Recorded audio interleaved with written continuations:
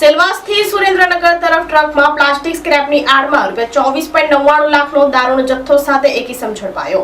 દારૂમાં સંડોવાયેલ એક ઇસમ વોન્ટેડ, કુલ ₹39.72 લાખનો મુદ્દામાલ કબજે।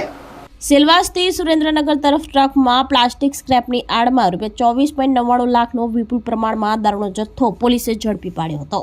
વલસાડ એલસીબીની ટીમ પેટ્રોલિંગમાં હતી તે દરમિયાન મળેલ બાતમીના આધારે સેલવાસ વાપી રોડ ગુરુદ્વારા નજીક વોચ ગોઠવી હતી ત્યારે ટ્રક નંબર GJ06TT7862 આવતા પોલીસે રોક્યો હતો, જેમાં તપાસ કરતા પ્લાસ્ટિક સ્ક્રેપની ગુણીઓ નંગ 325 જેની કિંમત ₹4.68 લાખની આડમાં દારૂના બોક્સ નંગ 175 જેમાં 5556 નંગ બોટલ જેની કિંમત ₹24.99 લાખનો દારૂનો જથ્થો મળી આવ્યો હતો।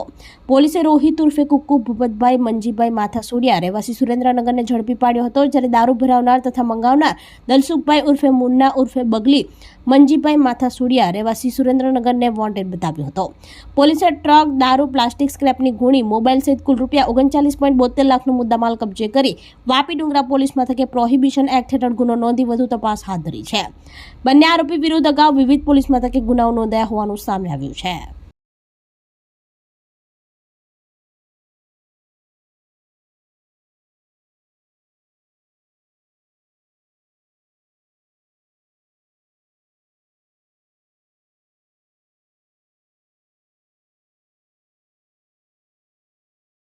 આપણી સંકલ્પ ન્યૂઝ ચેનલને સબસ્ક્રાઇબ અને લાઇક કરો, બેલ આઇકન દબાવો જેથી આવનાર ન્યૂઝ અપડેટ્સની નોટિફિકેશન આપના મોબાઈલ પર સૌથી પહેલા પહોંચે।